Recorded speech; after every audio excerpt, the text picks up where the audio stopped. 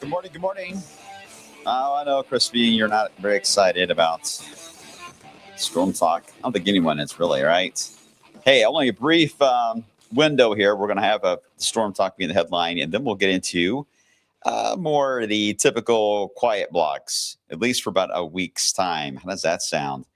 Sounds great, right? Of course, that means that something's going to change, which is likely going to be the heat, which we'll get into in just a few moments. Hello, everyone. I'm Wave Meteorologist Brian Good. Welcome to the block today. Yes, it is StormTALK because we do have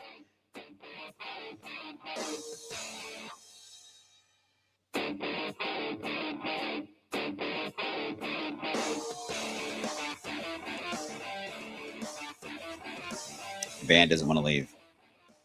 They were playing themselves off, and I guess I just ended too soon on that.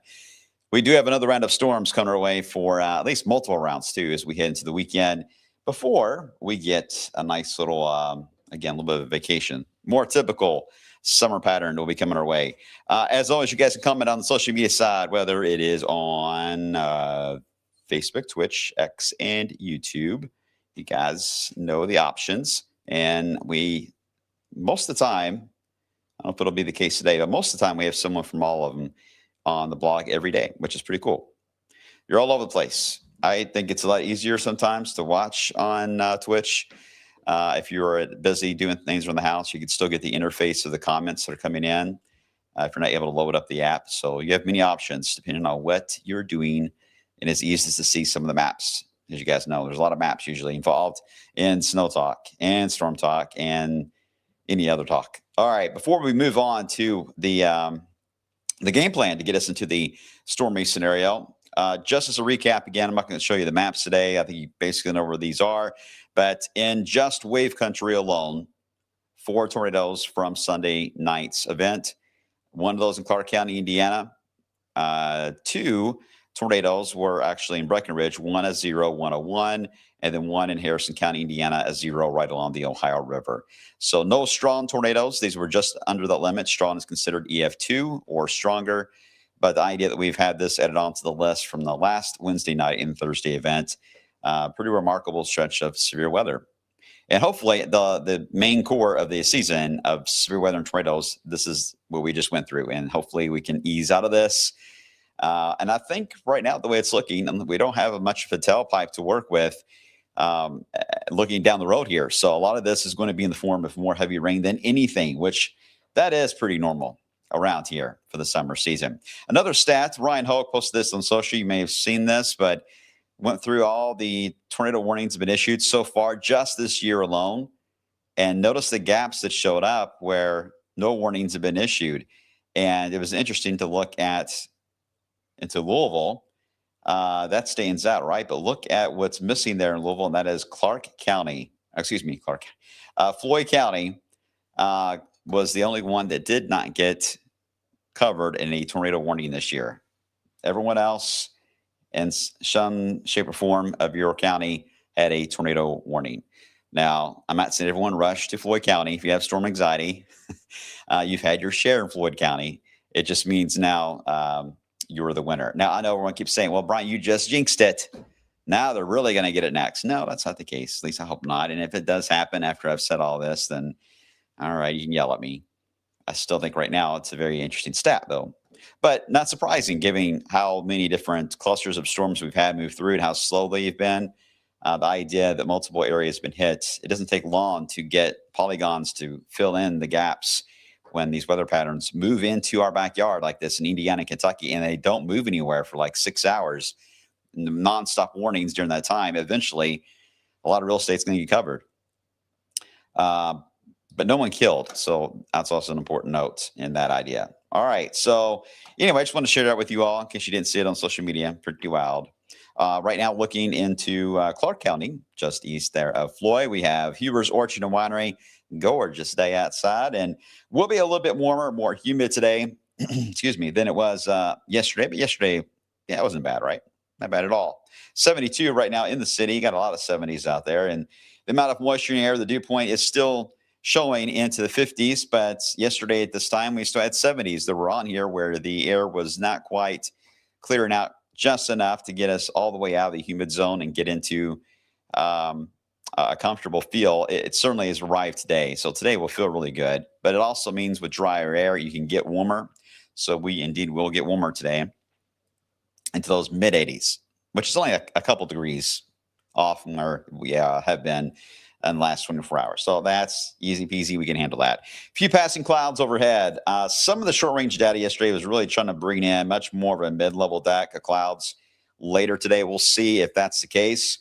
Looking at the region, don't really see what would really bring them here, other than maybe some of the thunderstorm action back here in the Midwest may fill in some clouds and throw our way for a sunset this evening. Otherwise, enjoy a beautiful looking sky. Most of the showers and storms are way down to the south and all around us, really. These are little pockets of MCSs. They're going to travel to the southeast. They cannot go east. The road is closed. We have I-65 them to where they cannot head east. And then the ones in Chicago, they can only go east.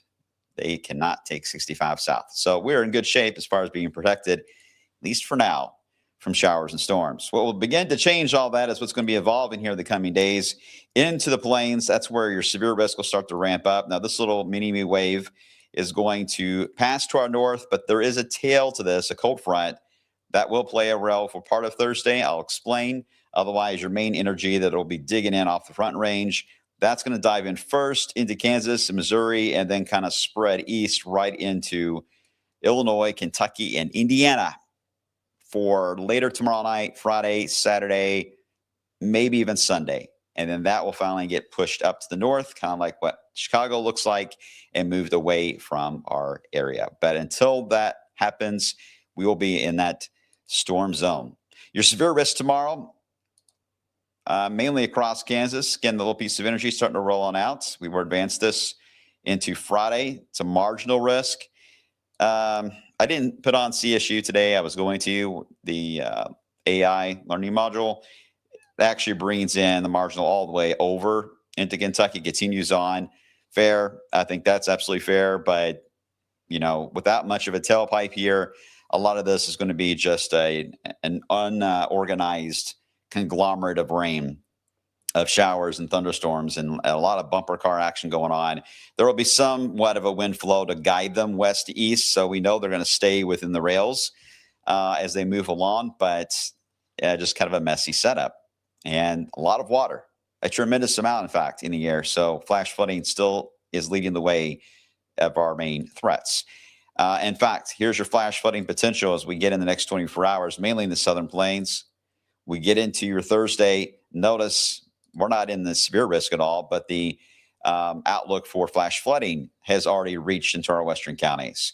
And if we were to continue on into Friday, it's over us as well, right along and north of I-64. And if I were to continue all the way into Saturday, we're still in it in that elevated slight risk as we into Saturday. So you get the idea. We may not have all the elements in place right now for high confidence on any severe thunderstorm element, but when it comes to flash flooding, that certainly has more confidence, and it is targeting the I-64 to I-70 corridors. If you have travel plans the next few days, starting tomorrow, we'll say tomorrow night, all the way through Sunday afternoon, this is the area if you're going to be camping, any travel in the region, cookouts you're planning, reunions. I'm not sure what your flavor is, what you're trying to plan, but that is where we're going to run into flood watches that will likely get issued, and I'm sure more flood warnings. So just if you've got an issue already from the recent rain, things you need to repair around the home that you need to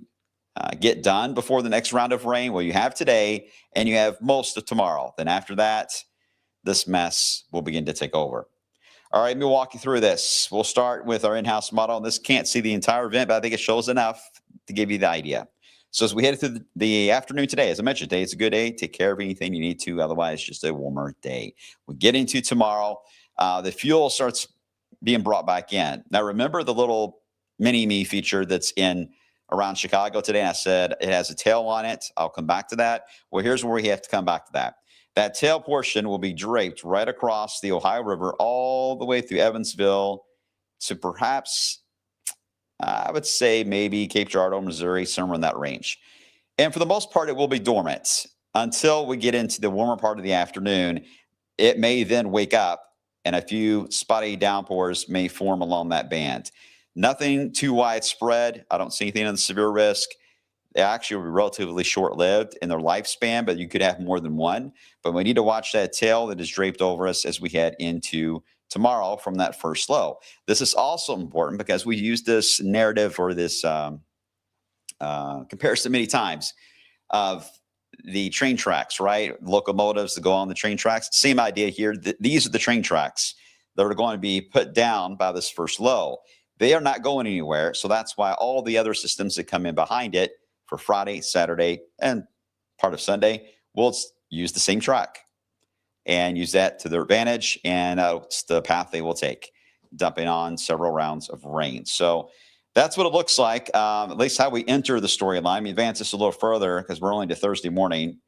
Here we go, Thursday afternoon. All right, you see how the line right there along that tail, the train tracks, it's got many names. It starts to fire up, some spotty downpours, not widespread, but just as getting the groundwork laid. And then after that happens, it doesn't move any. It looks like it did. It's just the Cape weekends because you get into the overnight hours. Then we get into Friday. Remember, the train tracks are there. So here comes an MCS. I bet you can guess what's going to happen here. It's going to march on east and feed right along that path. And then Friday afternoon, evening, our first round of more widespread showers and thunderstorms. Can't rule out one or twos being strong, if not severe. But the bigger threat, indeed, will be the rainfall rate and flash flooding. That continues into your Friday night, and this is where the model stops. But you can see that the radar is not going to stop. It still wants to feed in more heavy rain along that boundary. And this will likely continue, as we've talked about, Saturday daytime and Sunday. The only difference on Sunday, I don't think I put it in here, but Sunday's round will be a little more angled like this, northwest to southeast. So Indianapolis through Louisville, Cincinnati, Jackson, Pikeville, Kentucky, that'll be the zone that they'll be tracking. The train tracks will get a bit of a tilt as we head into Sunday. So anything that develops will be around Chicago and then dive southeast versus going east-west. Well, the only difference here I will say that we need to watch in that kind of a setup, you can get more the bowing segments or a straight line wind potential when you switch the flow to the northwest. So there's a chance that we could have a severe risk added on Sunday compared to all the other days, just because the angle changes. We'll see. All right, looking at the models, well, they're all over the place. Now, some of them reach their peak and then the model ends, so it just drops the line down. So it looks like the rain just goes away, reverse. We take the rain back. No, it doesn't work like that. So just pay attention to the peaks that these colors have and how fast do they climb. Overall, they're relatively slow, right? Staying under an inch into Thursday. But into Friday, they all take a jump, some higher than others. I mean, GFS wants to go all to 4 inches. Euro's a little slower. It adds maybe another inch of rain, and then it waits, and then it adds another 1 to 2 inches for that Saturday into Sunday phase of that. So they all go up. It's just a matter of how fast do they go up, and that will depend on how many of these little conglomerates move over your house in your backyard. But with all the moisture in the air, yeah, this is going to be an increasing rain setup. I'd say right now 2 to 4 is going to be fair, but 3 to 5 is reachable for this weekend. It's just hard to say who will get that and exactly what time. I don't know. This is just guessing based on overall profiles of moisture and the setup and the duration of the window we're looking at before the train tracks fade away. 2 to 4, areas of 3 to 5 fits in that narrative. And our job is to figure out exactly where those will be and kind of draw that all out. And we'll be doing that over the next 36 hours That's our job to kind of fine tune that. And the Weather Service will take care of any flood watches to put out, and they'll be putting them in the areas that they feel confident on as well. After that, I don't think I had it in here. Let me see. All right. After we get past Sunday, we get into one of my favorite things in the world. We get into the lovely Ring of Fire. Aren't you guys ready for that? Yeah, the Ring of Fire will continue to be an issue starting on, let's see, this will be Monday, Sunday into Monday. It'll start. That's one of the reasons why there is a tilt that happens to the actual flow there of the storms on Saturday, where they're east and west, and they tilt a little bit more on Sunday. It's because the Ring of Fire is getting established and pushing them up. And this all basically means that all the thunderstorms will have to go around the high pressure, the dome of heat. They'll go only on the edges of that as we get into time. So we will continue that idea of the showers and storms rotating around in a clockwise fashion. They'll move across the Midwest. They'll dive into the Carolinas. More will come off the Gulf, go into the plains, back into Chicago. And we'll see this loop go around us. But it will be very difficult for the storms to go right in the middle of that, which is where a lot of you that are watching will be. So this means the heat dome will build in, gradually starting to build in the hotter weather. We get back into those lower 90s as the topsoil dries out. We can then get into the mid 90s at the same time. The heat index is going to get close to advisory level. I think we have a few chances to at least hit 100, maybe up to 105. So this is going to be our first heat wave of the season. This may get an alert day on it, only because we try to alert only usually the first round of heat, because the first round of it on your bodies, that's where we have the highest number of cases of those to go to the ER for heat illness and heat stroke, is the first one of the season, because you're still not quite used to it because it's been cool. Your body's still recovering from winter mode, right? And you get into days of that kind of heat and humidity. All of a sudden, if you have any type of underlying issue, the heat will exacerbate that, and the next thing you know, you're in trouble. So we'll be talking a lot about heat safety, especially next week. Not so much this week, but next week we'll get more into the heat safety side of things. And yeah, let's see how long it will last. I mean, there are signs it may try to break down in mid-July, but I think at least to get us into the 4th of July holiday, it's likely to still hold on the way it's looking. So, aren't you excited? Another heat wave. All right. Some of the plains, by the way, like Illinois and Indiana, maybe down to Arkansas, they will have a very high heat index that could cross 110 because of one big reason. Do you know what it is? For those of you that are paying attention to our weather themes every summer, there's one that sticks out. Hey, thanks, Adam. I'm still working on the lightning bolts going around the arena there. They're not cooperating today. There you go, Crispy. Corn sweat. A lot of corn right now in the fields. They've had a lot of rain in areas like in Illinois, especially. So, yeah, we're looking at corn sweat, which doesn't impact us as much as it does in Indiana and Illinois and parts of Missouri and Iowa. But, that will spike them in a big way. So they're like, we just can't win this year. Everyone's tired, right? But at least at the moment, we don't have to worry about corn sweat. Oh, all kinds of sweat. Yes, that's on the table. All right, that's a 10-day as it stands now. You can see it's pretty easy going, right?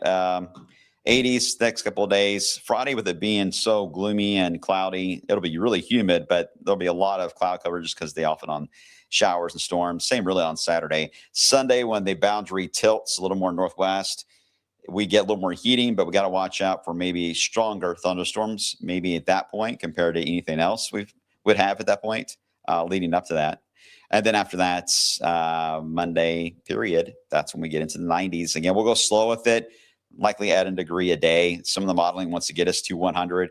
Very rare for us with a wet ground, green ground to get above 95. It can happen, but it's very rare in our history. So it's easier to go slow with that, and that's our plan. We'll stay on the other side of that number for now, but it will feel like it, and will feel even hotter than that 95 potential. So be sure to get the pools ready. The kids are going to aggravate you. You're going to be, if you have a pool and the only one in the neighborhood, you're going to be that house next week. Everyone's going to want to be there. Or if there's another family that has a pool and your kids want to go there, then you moms and dads out there are going to get a nice little break because you get to send the kids away every day to the pool every day. And you can enjoy, watch Family Feud. I don't know, watch your own shows and get some peace and quiet. So there's a win-win here. I'm not sure where, but there is a win-win. Okay. Hey, Kelly, do you see us getting to slight risk or higher for Friday? Not at the moment. Right now, I think marginal will cover most of what's happening here into the weekend. Again, there's not a lot of tailpipe here. You can get microbursts and downbursts, wet downbursts, but those are so localized, and the outlooks from Storm Prediction Center are for organized severe weather. So the one-offs are not considered, but we'll tell you about the one-offs. So yeah, you can get a severe thunderstorm warning any day in this kind of a pattern. But I don't know if it'd be enough to get an outlook out. But don't get too worried on that. But if you were to pin me down on which one would have a greater potential, I think it would be Sunday, actually. When you lift the boundary north like that, you're going to get a different setup, and the MCSs, they can form on it because they're kind of going against the gradient, if you will, being in that angle. And wind damage, we have known many times, wind damage from storms coming from the northwest tends to be a little more significant in our area because our trees are braced for mainly a west wind and sometimes southwest wind. Our trees grow and are braced for a certain angle. So when even a 50-mile-per-hour wind hits them out of nowhere, it can cause them to not only snap, but if the roots are loose from wet ground, and well, here we go, we got a wet ground coming this weekend, the trees can actually topple over the other way. And a direction you probably are not thinking. If you have one leaning toward the house, you may be okay. When if we were to get these stronger storms blowing it the other way, it could actually move the tree in a different direction and fall over. So pay attention to the trees, the ones that are leaning especially, as the odd directions on some of these bowing segments of wind can change up wind damage. And I've seen that happen probably about 5 times since I've been here, Wave. I've seen that happen. And that direction, it's not as bad as the northeast. MCS, northeast, backwards moving MCS is the worst by far because that is very uncommon. But even with northwest MCSs, you can get a good amount of wind damage. I hope that all makes sense. Just came back from Central Illinois. Corn, Angela says. Yeah, a lot of corn out there. All right, I tell you what, I'm going to go ahead and wrap things up. And I hope you guys enjoy the rest of your day. It's our nice, quiet day of nothing to have to stress out about until tomorrow. Tomorrow we'll start watching that tail, trying to fire up a few storms near the Ohio River zone for tomorrow. Otherwise, the radar really won't light up until later at night into Friday for sure. And that'll kick off a stormy weekend. All right, so I will see you guys later on midday at 11 a.m. And, of course, coming up on Wave News at 3 o'clock. No animals today with me. I've ran out of animals for now.